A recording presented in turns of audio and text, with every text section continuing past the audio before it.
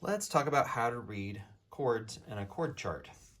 So in this orientation, we have the head of the guitar, the nut, and then the fretboard starts. We have the low string, which is usually an E, and then after that is A, D, G, B, and E. So this would be your highest string. Again, this is like standard tuning for your guitar.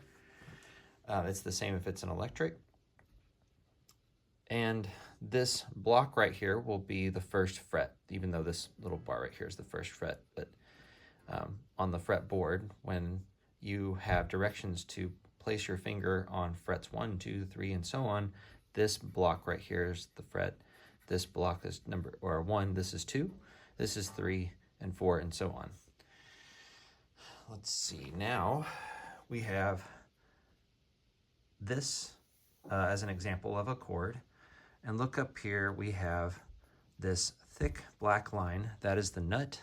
And then these thin lines, those are the low string, the low E, the A, the D, the G, the B, and then all the way to the high E, just like the orientation of the guitar.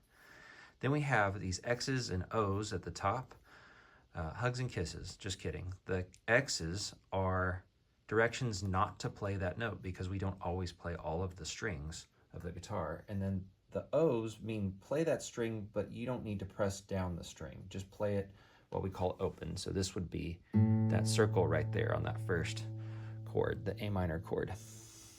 By the way, if you see a lowercase m, it just means minor. Everything else is said the way that it's written, like A, A7, C7. There's more complex chords, but that's beyond this video. Okay, another important thing to know is that in guitar, you have these 4 fingers that are numbered. This will be finger 1, your pointer finger. Finger 2 is your middle finger. Finger 3 is the ring finger. And finger 4 is your pinky. Your thumb is usually just distinguished as thumb or T. And we do sometimes use it, but oftentimes it's finger 1, 2, 3, or 4. That's what these numbers are. So they're not fret numbers. These are finger numbers. Let's see if there's anything else that you need to know about these chords. I don't think so. So now let's do an example of this chord. And then I'm going to do an example of a C chord because that's an important one. Well, they're all important, but the point is I'm going to do a couple. All right. So we have this one right here. And we have finger 1 on, looks like this first fret. And then finger 3 is here.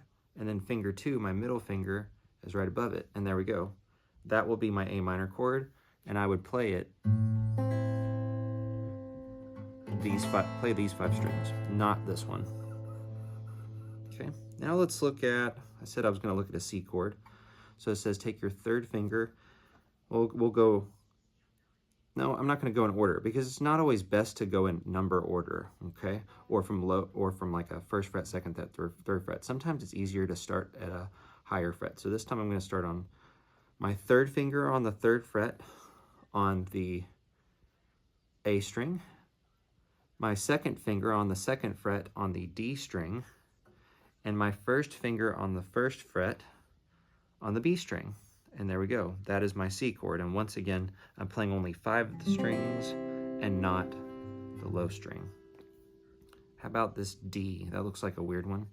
We've got our 1st finger on the 2nd fret on the G string, the 2nd finger also on the 2nd fret on the E string, the high E string, and then the 3rd finger on the 3rd fret on the B string.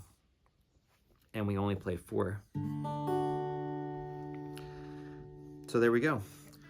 These happen to be fairly basic chords, and they get much more complex.